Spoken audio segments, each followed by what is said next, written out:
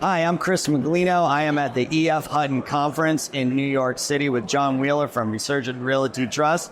John, welcome. Thank you, sir. Yeah, thanks for joining us Chris. today.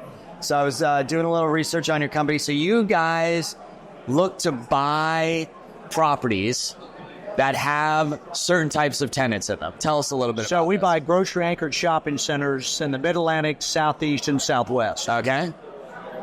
And predominantly, they're the leading grocery store in the secondary and tertiary markets, or secondary plus that refer to the neighborhoods. Okay. And we're very involved in the community with the shopping center.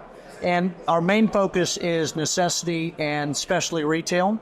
So service, necessity, specialty retail. So when you think of us, we don't do malls or we don't do big box or town centers. We do service-related type retail. So a typical center for you would be one big supermarket. Yes. And then the offshoot of what's happening around those. Prototypically, it's about 125,000 square feet, and the grocery store will represent 40, 50,000 square feet of the overall square footage. Okay. Yep. So how is it set up? What is the financing? Is each individual property its own, like SPV or? Very good. Okay. Yes. So some people call them SPV, some people call them SPE. And yes, each one stand on its own as a specific entity. I refer to as like ABC Associates that owns that particular shopping center. And we have a holding company. Then all the assets sit beneath the holding company, and then the related cash flow goes back up for distributions from the holding company to the investors. And the holding company then what gets a management fee and a carry on the upside? Yes. So at the property level, we have the asset management fees and the property management fees and leasing commissions that are paid to third-party agents are paid at the property level. Then the difference between the SPE and the holding company, we have a carried interest for us, in this case, Resurgent Realty Trust. And then that kicks in after the investors get their money back. That's exactly right. So the investors are always in a preferred position, either from distributions or capital events, which includes a sale and or refinance. Okay. So if you refi the business, gets paid out to the investors first, and then the money that's paid out to finance the business, if there's extra, then you pay that out to the investors as well. That's right. So the investors are paramount, they're preferred, and then we get what's called a catch-up after they're made whole on distributions and or capital events. And what's that typically look like? Is that a 20%? It's very good. It's an 80-20. So we have a 20% carried interest. Okay. So you get 20% of the upside, and you're making money on the management side for each property. So the more properties you have, more management fee. You can consolidate all of the operations into one thing, keeping the expenses lower on the management of everything, so you can make some money there. Yes. And then then you just got to hope to make some money on the properties. But a lot of times, I would imagine you don't even sell them, right? Actually, some of the assets that we've had in our past life, we've owned for 18 or 20 years. Right. And we've actually refinanced them twice, then actually sold them on the third capital event.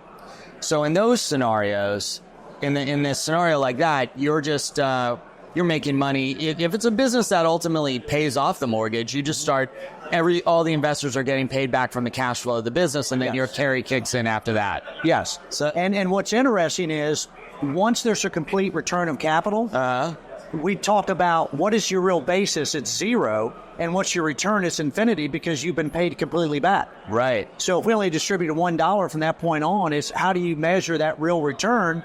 Because everybody's been paid back.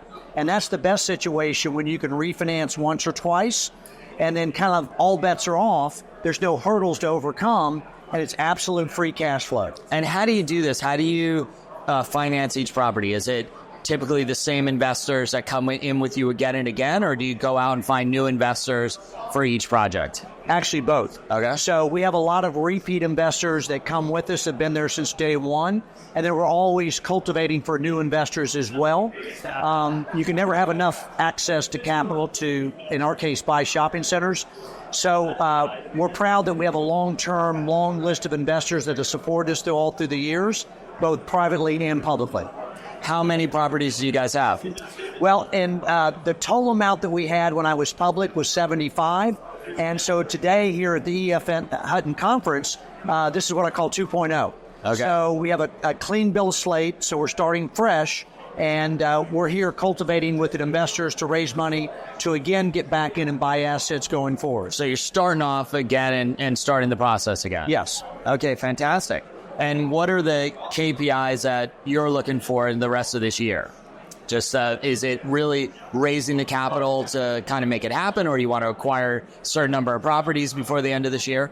So in our business, every $25 million in equity using a 65% loan to value can buy about 7 assets. And those assets are about 100,000 square feet or about $10 million in value.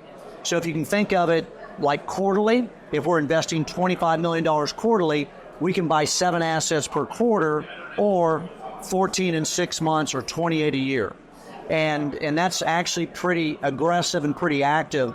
Our best year, we bought 21 assets in 1 year. And there's a lot of work that goes into it, and you don't want to overextend yourself. But I would say on a given year, we're buying 10 to 15 assets. Okay, so that's your goal. So you would say 5 to 7 assets by the end of this year then? You think? Very good, yes. Okay. Yes. Fantastic. All right, so, and all in the same markets? You're still staying in the same markets? We're still in the Mid-Atlantic, Southeast, and Southwest. We do like the Midwest when you get out to Ohio. And we want to extend our geographic footprint to, let's say, New Mexico, Arizona, Colorado. But I don't really envision us going out truly to the West Coast or the Pacific West.